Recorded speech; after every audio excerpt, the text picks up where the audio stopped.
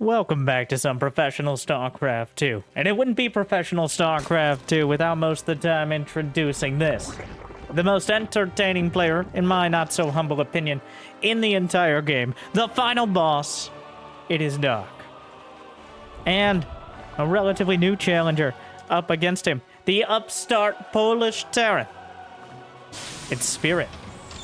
He's been making waves lately, but, like many foreign Terrans, struggled against such titanic opponents as Dark. And Dark is not letting him off easy in typical fashion. He has started out with a pull first into a roach charlotte, and you might notice something different. For those of you paying some attention, this is from the Team Liquid Map Contest. We got new maps. This one's called Interitus. What Dark sees is a new opportunity to sneak 6 zerglings by into his opponent's base and follow it up with some roaches. So if you like seeing something a little different, spiced with something very much the same, well, it'd be awesome if you could like this video. Subscribe if you haven't made it that far yet. Oh, Spirit's gonna find him. And if we get Jimmy, what are we at? 1,064. If we get 1,064 likes, I'll cast another series. And in fact, if you guys are excited enough, or even if you aren't, we have some more from the map contest as well I do want to check out. But already 6 lings. Oh my god. Jimmy, how am I gonna know how close those zerglings are to murdering anything if I can't see the health bars? Well, it looks like we could have just assumed they were gonna get it. Dark manages to get a Marine and the SCV building the command center. Quite a delay. And now 6 roaches on the way behind. Spirit realizes this very likely will not end here. Now, well, we may get a chance at some point to look at the map, but the quick summary is, even though map makers have been allowed to get a little creative, you still got the usual here. You got your choice of third bases, though one of them pretty far down in kind of this nook by the high ground. Definitely a siege tank opportunity there.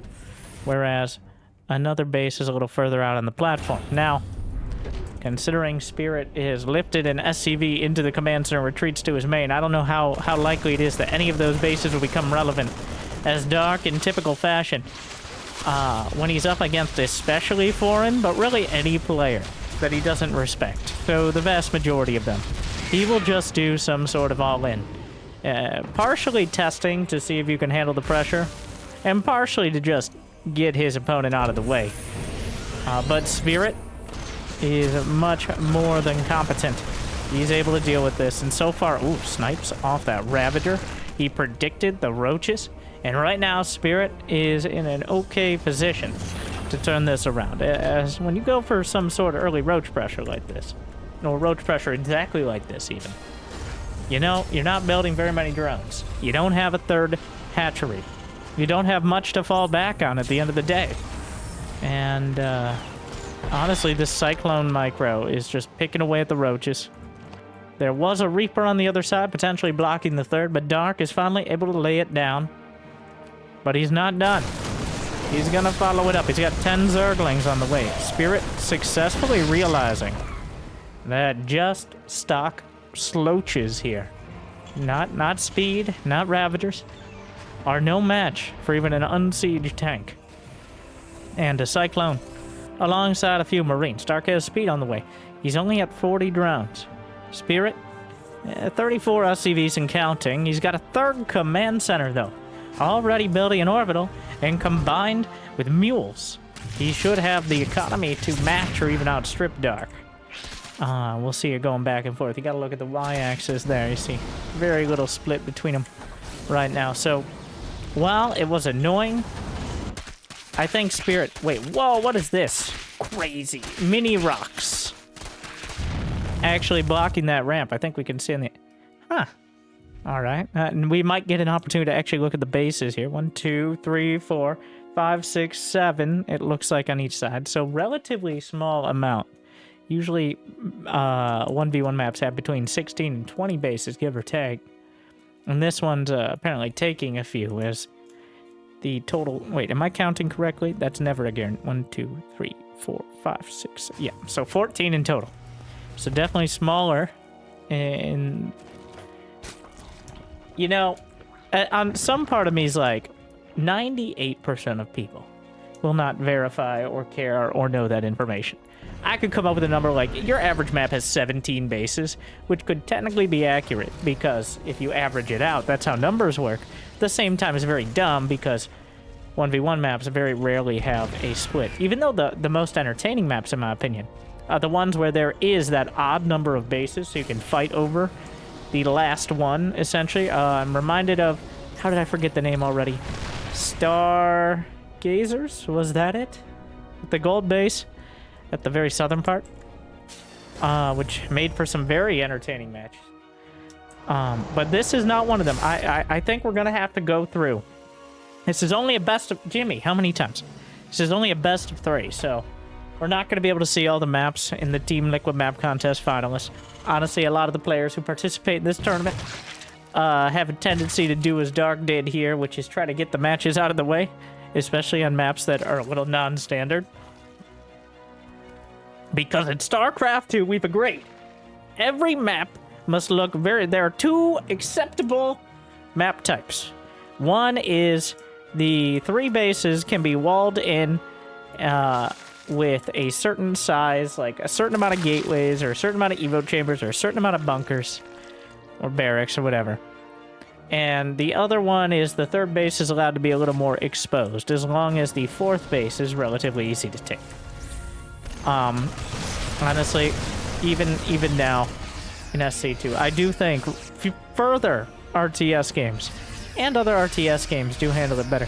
That is my least favorite part, probably, of SC2, is how stale the map making kind of is, just because the StarCraft 2 units, they're so good at killing each other. They're so efficient at finding the right spot to do the most amount of damage. Whether it's Liberators or Siege Tanks, getting into those disgusting positions, Reapers jumping up, Blink Stalkers, what have you. There's kind of a preset look to a map that is required. There's a certain amount of space you require behind the mineral line, so Liberators don't ruin everything. Stuff like that. So, well, the actual aesthetic of the maps, and we've got the rugged semi-tundra here on Interitus, can vary.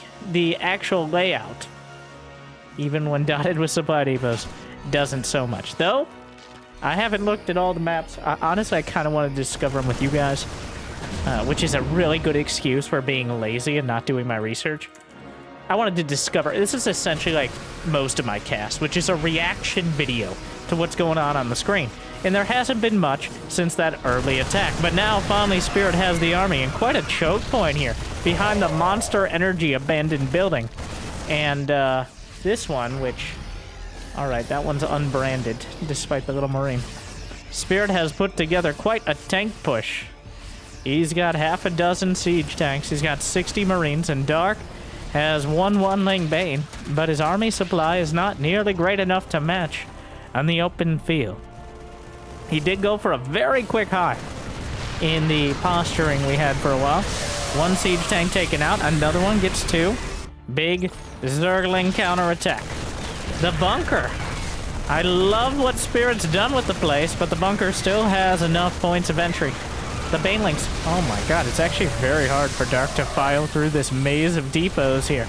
But eventually gets through and gets to where he can do some damage. Here comes some Lings and Banes on the other side for Spirit. Banelings trying to roll through, but the Marines hold the line, and the siege tank target fire is good. And Dark sets the depots ablaze, rips through the bunker, but Spirit maintains a good position on the other side of the map. See, still a couple siege tanks and plenty of Marines, with 2-2 on the way for both sides. 15 SCVs went down, which further shows the split between army and worker supply. 92 for Spirit to 64 for Dark.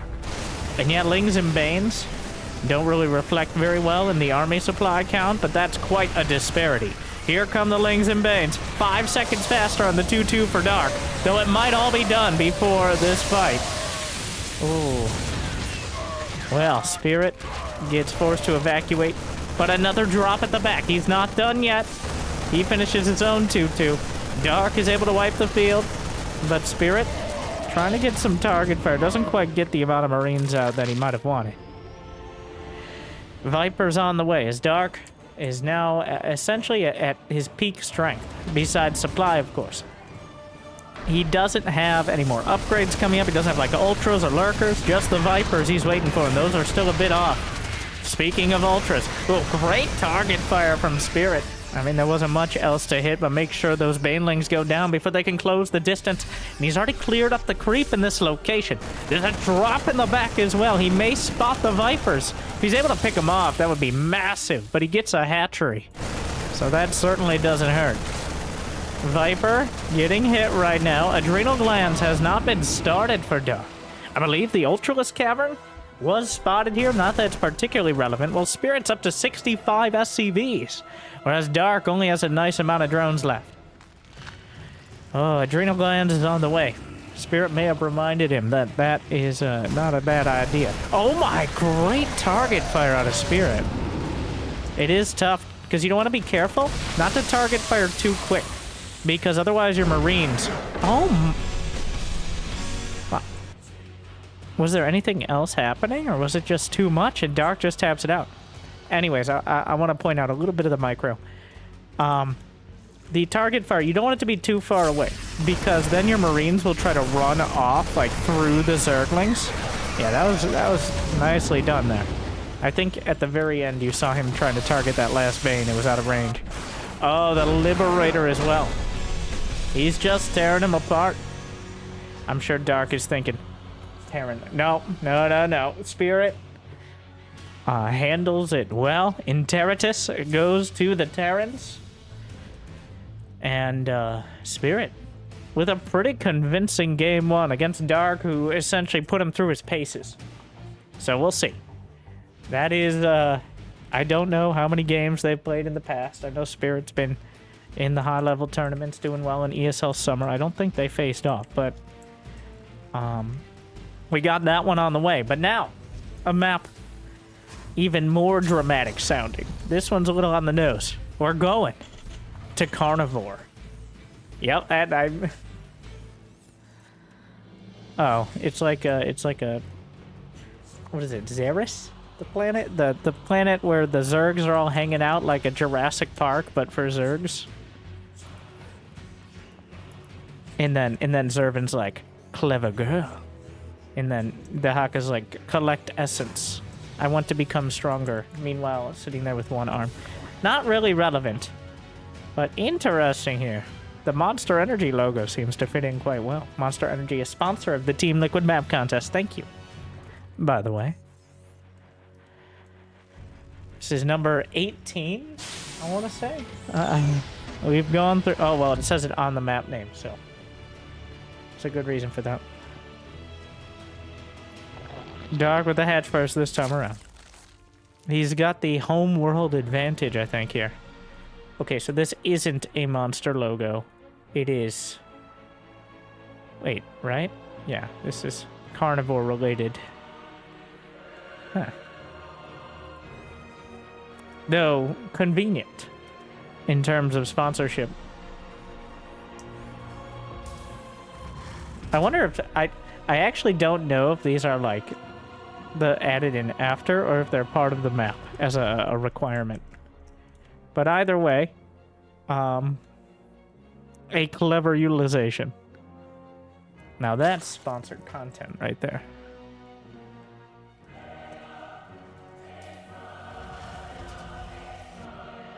Well, let's actually take a look at the layout. As for layout, you take away all the fancy branding.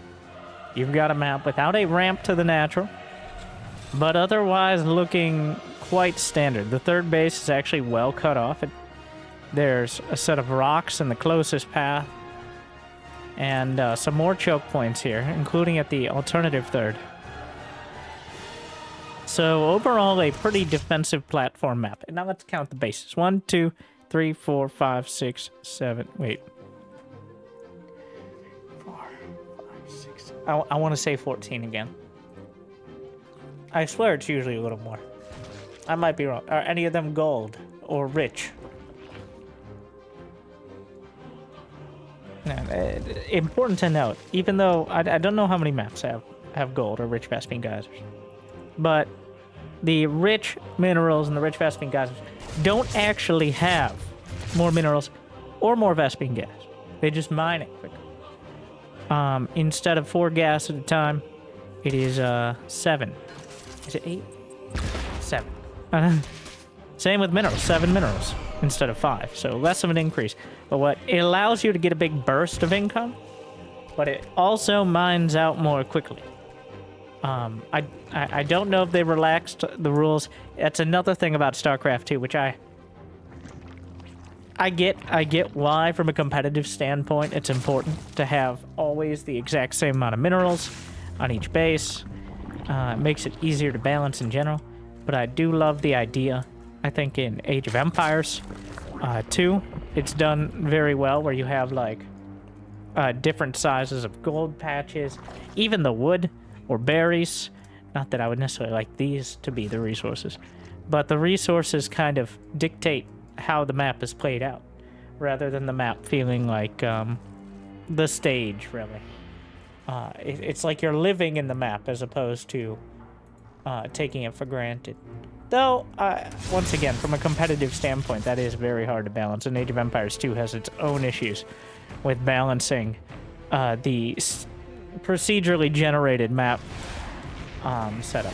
What I'm trying to say is I would like to see a few more bases that are like more mineral patches, or maybe less mineral patches that mine way stronger. Of course, there are the concerns of like, do mules mine more, kind of stuff like that, but I think those are really interesting. I think balancing via map is one of the most interesting ways to do it in RTS. One, you literally get to go to different places. That's one thing that real-time strategy has over MOBA games, where you're circle jerking over the same map, maybe with a reskin, but effectively the same map for years at a time.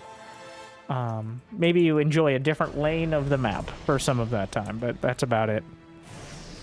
But I think there's a lot of potential to wax a little poetic here, to explore worlds and locales that are really interesting and cool and immersive, as we've done throughout StarCraft 2, even if only aesthetically. Like all the underwater maps. I believe there is an underwater map or two in the TLMC pool. Oh, here comes Spirit. The Hellions, can they get through? They can, but, well, 8 drones, 9 drones, but at what cost? This was the first attempt at real aggression here. A very macro-oriented game from both sides. Only gets a handful of drones, does exhaust his Hellions, so Spirit not really able to get much done here. Does he have stim? He does. He's working on the quadruple threat, the 1/1, the combat shield, the stim, alongside those first 2 medevacs. Another feature that I thought was kind of interesting, though didn't work so well when it came to especially lower level players, was neutral missile turrets on the map, which did screw certain things like scouting overlords more often than not. Since units like medevacs can dodge them quite easily, whereas overlords have to meander their way around. Also, not so far, haven't seen any bubulas or wulas, the speed and slow zones. I think I like the bubulas a little more, even though it feels kind of clunky. I like the idea of putting a slow zone outside the main base, so that way it's just a little harder, like in the airspace is a common one. A little harder to get in and out with drops without being impossible. If you're still committed to it, you're very much capable of doing it. It's not like a wall off, but it does have a similar effect in some ways. Well, here is Spirit. He's been going around with the double drop ever since that first Hellion dive in, just trying to keep control of the creep. Infestation pit on the way for Dark. Now this is Dark Unchained here. This is Dark who didn't try to just slap down Spirit with the early roach all in, which I'm sure he knew was quite obvious. But instead one that has focused on the macro. And he's got 72 drones. And he's got 2-2 about 30-40 seconds quicker.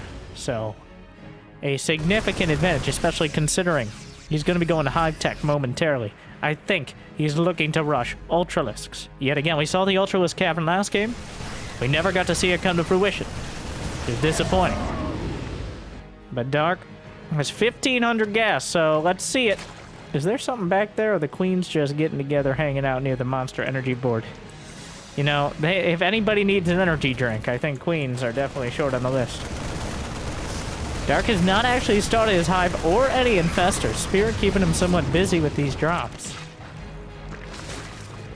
There's the hive. Let's see it. You have 1,500 gas, Dark. We can all see it. What's it gonna be? I'd be very surprised if he doesn't put his trademark infestors together. Alright. Well, the Zergling, wow, he does not care. And the Zerglings are getting through. He's got 2-2 to 1-1. He's making use of this window. He rips apart the tanks and eviscerates the Marines. Spirit did not respect these Zerglings. And these Zerglings take full advantage. Wow. Well, he lost 100. You know, it looked good that Dark broke through it all, but Dark has lost 150 Zerglings. 250 Marines, yes. But, that's a lot. That's a lot. Wow, still 2,000 gas in the bank. Dark's saving it up for his kid's college fund. Alright, well, he doesn't have any, acknowledged children that I know of. Though I wouldn't be surprised if maybe there are a few out there. But, ask your mother. We have Morlings and Banes rolling by. The Banelings being handled well. Spirit still just hanging out here. Oh my. Well, Dark. Lings and Bane. It's a Ling and Bane challenge here. He doesn't have any infestors. He doesn't have any ultras. He doesn't have any vipers. Zerglings and Banelings are not getting the job done. Spirit is just too damn good at spreading out the Marines, targeting the tanks, getting rid of the Banelings, and clearing out the lanes. Adrenal glands, though. Dark does still have 4 bases. He loses 1 hatch. But, wow, he actually caught up in supply rather quick there. He uses a lot of that gas on the Vipers. Which, oh my god. Evacuating the drones. No, not all of them, I think, should necessarily be here. Some of them trying to get away from the Liberator, so still that Viking in the very back.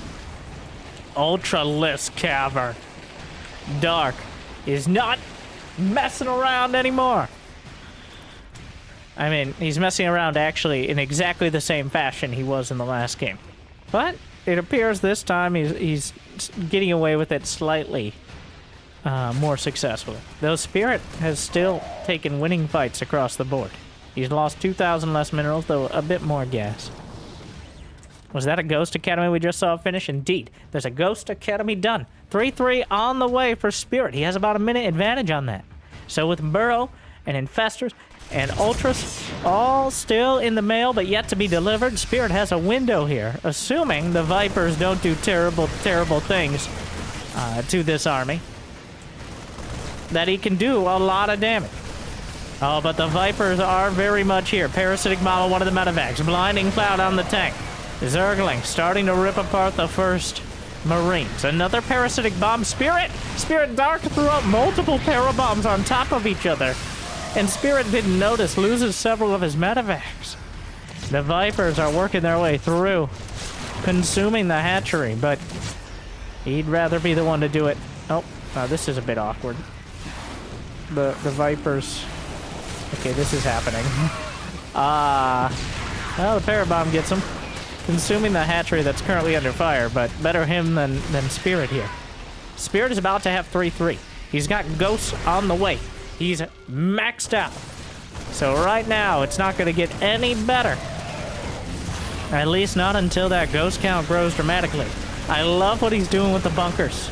Setting up the depots, funneling the Zerglings into a more manageable path. The Zerglings are ripping their way through the depots, but the bunker will hold explicitly because of that architectural expertise. Down goes another medevac, though. Dark continuing to hold. Ultras on the way. 5 of them in the production tab. I don't know if any have hit the field. But yanks a tank on over. Dark. Ultras. Infestors and Vipers. Oh my. Name a more iconic combo. We got +3/+3. Dark clearly waiting just a few more moments. Setting up a counterattack. Great fungal. Hits a lot of the Marauders. Big counterattack. Snipes lined up on the Ultras. But the Zerglings are gonna get through that bunker, finishing what they started. Spirit evacuating while trying to micro at the front. Might get one of the Ultras. The hatchery is vulnerable. Another drop to the north side. Spirit not giving this up by any means. The Zerglings may do a lot of damage to the economy, but this army is still incredibly tough to beat. Chitin is plating on the way. I don't think any drones were killed for Dark, though he did force... Spirit did force him to stop mining from that northern base. The medevacs are cleaned up. The army supplies are about even. Upgrades 3-3, both sides. Ultras have chitinous plate. Zerglings have adrenal glands. There are infestors and plenty of Vipers here. Blinding Cloud doesn't care if it only hits one tank. All he needs to do is get rid of them. Trying to deal with the bioarmy. Beautiful fungal. Oh my god. Wombo combo. That ain't Falco. Dark hits the Blinding Cloud fungal combo while the Zerglings close in and rip the bioarmy to shreds, I say. A Liberator does a little bit of counter damage. Keeps them busy. But Dark put everything together. To Spirit's credit, he's forced Dark to use all the tools at his disposal. But unfortunately now Spirit is up against a fully operational and angry Dark. He's throwing it all, like he's using the Infestor Viper with everything underneath. Dark is scaling to the problem and surpassing it. Spirit does need to lock down his bases, but he can't afford to be defensive for too long.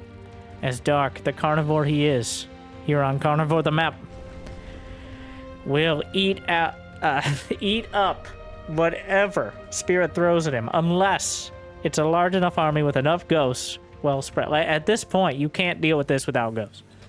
And as strong as ghosts are, there's a reason they're so strong. They are necessary. They are required to deal with this level of spellcasters. You need something that can more directly handle them. Is there Neural Parasite? No. There's not the ability to take those ghosts for his own. The Blinding Cloud on the turret, he doesn't care. EMP. More Blinding Cloud still, despite it all. Baneling's rolling in past the planetary, blasting the SCVs. Ultras chewing through the planetary to the south. Spirit loses 2 bases and counting. Dark pulls back, refills Zerglings. Couple Ultras in the production tab. How many Banelings are left on the map? Only 11 of them. Medevacs? Oh, those are some overtaxed medevacs right there. A lot of those units have been fungled once or thrice. The Infestors on the other side. This is a difficult siege position to break without Vipers and Infestors. Ultras even. Oh, that's a lot of Liberators there. Dark with a big counterattack. Is there enough? There's almost nothing back at home. There's a siege tank, a marine, the door's open. You don't want to leave the doors open. It's dangerous outside. Ultras chew through. The outside is coming in. Spirit needs to make a decision. Is he going forward or is he coming back? Because if he goes forward, it's gonna be trouble, but if he comes back, it'll probably be double. Banelings rolling through. On creep. Ultra just obliterated there. But the Terran army is thinning out as the Vipers, parasitic bombs, 42 SCVs down. Dark still with a nice amount of drone. He's barely mining at this stage. A lot of the army supply gap, it's minimal. There's a lot of ghosts here. How many medevacs? Just 1. So near permanent, even the queens are getting in on the action. Big counterattack just cuts off all the production. The queens, the shots will line up, but the banelings roll in, and Spirit types GG as Dark melts the ghosts. Beautifully done, beautifully executed. I'm completely unbiased, but Dark showing the map carnivore in the most appropriate fashion. Just eating up the Marines and Marauders and spitting out a victory. Tying it up 1-1.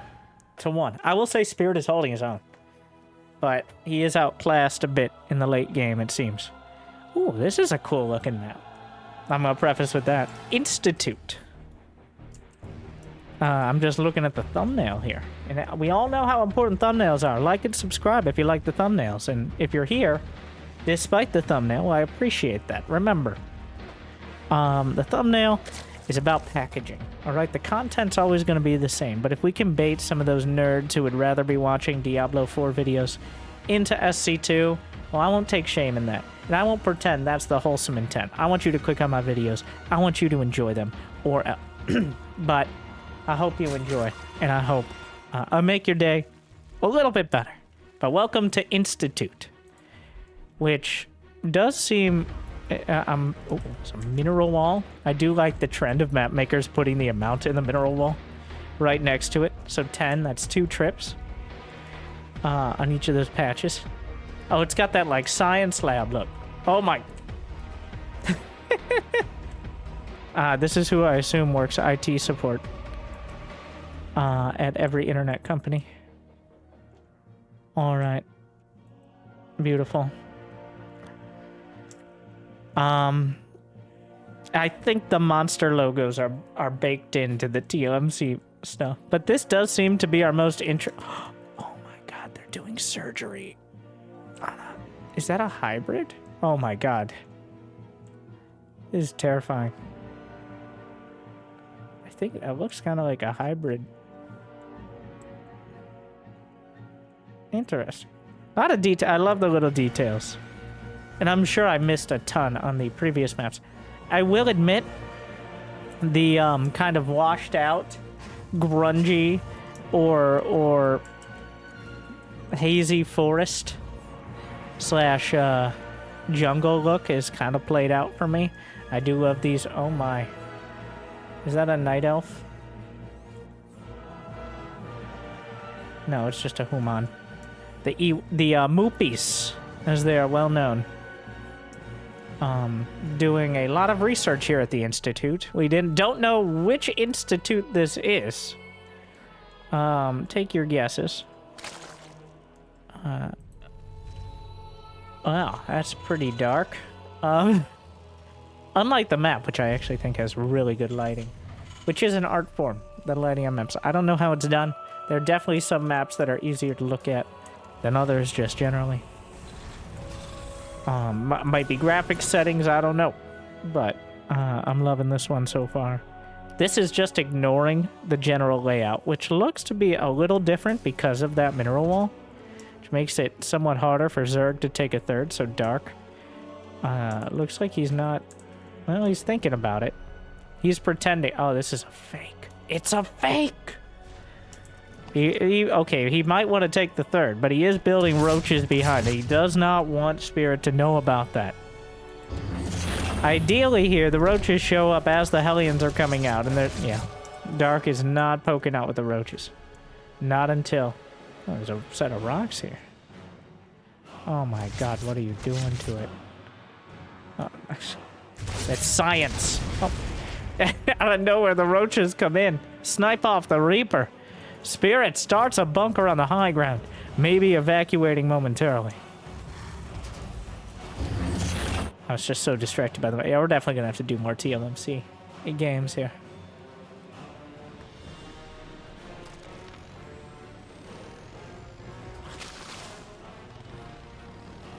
Well, well, well.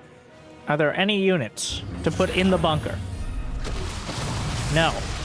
He drops a depot. I don't know if now is the time. He's going to have to pull SCVs. You can't drop a depot and then immediately lose it, which...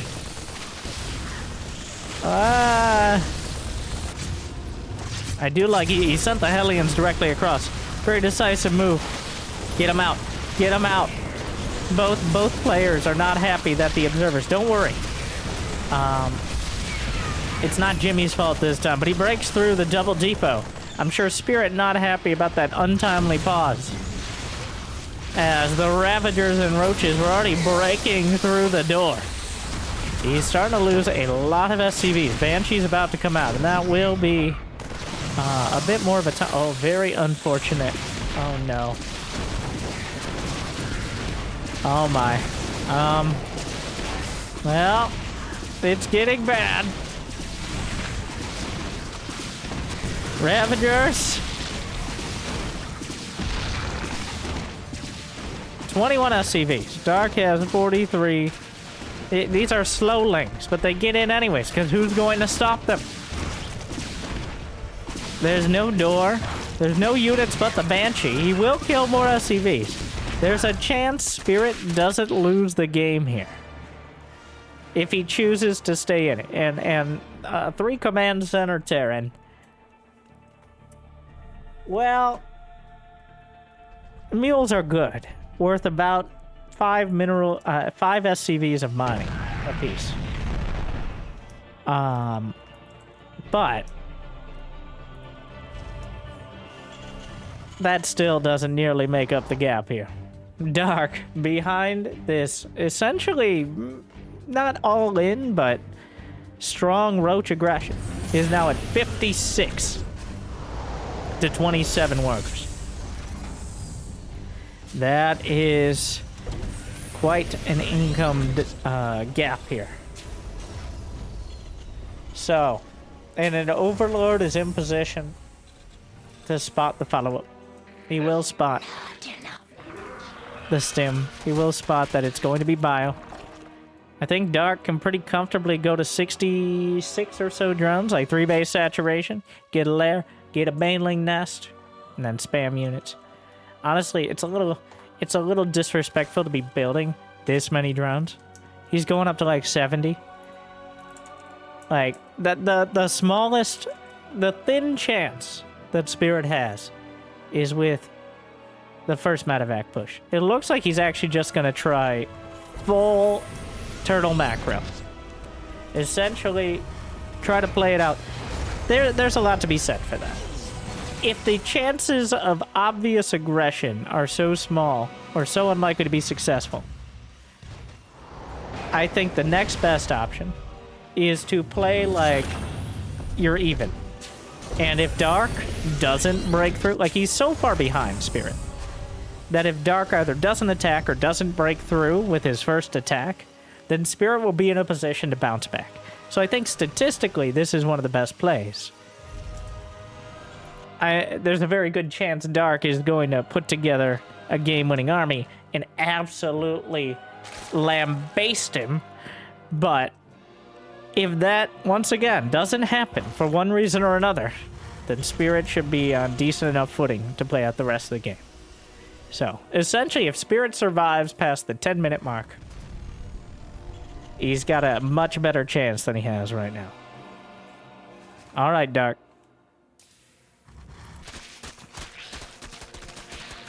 Spirit up to 53 SCVs. Even got a 4th command center. The minerals are Dark, drop and creep. 4th command center as well, as he had the excess minerals from dealing with that early aggression, and then dropping all the mules. A whole lot of Zerglings coming in. He mined through the mineral wall. He probably shouldn't have mined through the whole thing. As now that's quite a gap for the Zerglings to potentially run through. Honestly, this does feel a little bit like Dark playing with his food. He does have baneling speed on the way, plus 2 carapace as well.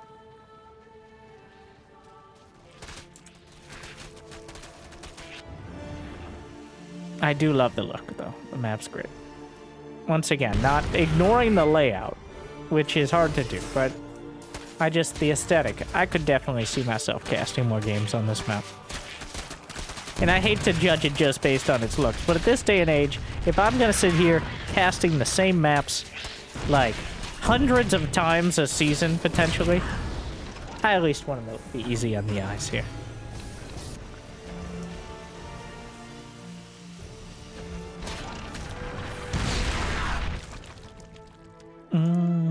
All right, well, that moment's coming up. Dark has a hive done. He's got 76 drones and counting. He's going to throw a few more in there. He's got his double macro hatch. He has 157 zerglings. And counting. And the only reason he may not reach the 200 mark is because he's making a bunch of Banes as well. He's just gonna break through. Doors open, come on in. The tanks are in a great spot. The target fire's good. Spirit on even upgrades here. Backing off. Oh my god, he got the Banes! That was beautiful, Mike. Spirit. It all came together. That was perfect. I don't think it could have gone any better. Like, obviously he's gonna still take damage, but he got every single Bane between the target fire from the Marines and Marauders, as well as the siege tanks. Some beautiful targeting there. And Spirit he's not in that scenario we were talking about. He's not in the, oh, well, he survived, so he's in a great spot. But he definitely isn't dead. Which is a precursor to being alive. So, yeah, Viper's on the way. But Spirit does have 4 command centers. He does have 2-2 a minute out. He's about to have a planetary in a forward position that's going to be tough to breach. But Dark has about as many Zerglings as he's ever wanted, and then more on top of that. Though I don't know if the supply count supports the amount of Zerglings Dark would want. Mostly for computer performance reasons. Plus 2 melee. Spirit still a few seconds off. 10, 12 seconds off that 2-2. He's gonna get... Oh, the frontal rocks are gonna be taken down. 2-2 will finish. For Spirit. He's down 50 army supply. He's trying to keep up. He's a little supply blocked here. Everything hurts. Adding some bunkers in. Siege tanks well spread. He knows the Zerg are out there. Here come the Vipers. Insult and injury. Blinding Cloud hits the planetary as well. The Lings and Banelings are running over everything. And Spirit just doesn't have remotely enough to deal with this. Darkness overcomes him. And Dark just smashes his way through. Spirit with a spirited defense. But now he's been spirited away by Dark. Oh, a great fight, I will say. Some very solid micro there. But Dark, when he puts his mind to it, can macro with the best of them. So, 2-1 Dark is the result. But if you had any, well, give me your thoughts on maps in StarCraft 2. I don't want to color the commentary too much, but what do you think about maps and map variety? And possibly how it applies to any upcoming RTS. I won't name names. I won't gatekeep, because then we'd have to storm it. But otherwise, thank you for watching, Jimmy. 1064? Is that... Okay, 1064 likes. Cast another series. TLMC, very likely. Thank you for watching. I hope I made your day a little bit better. Good luck, have fun. Stay tuned.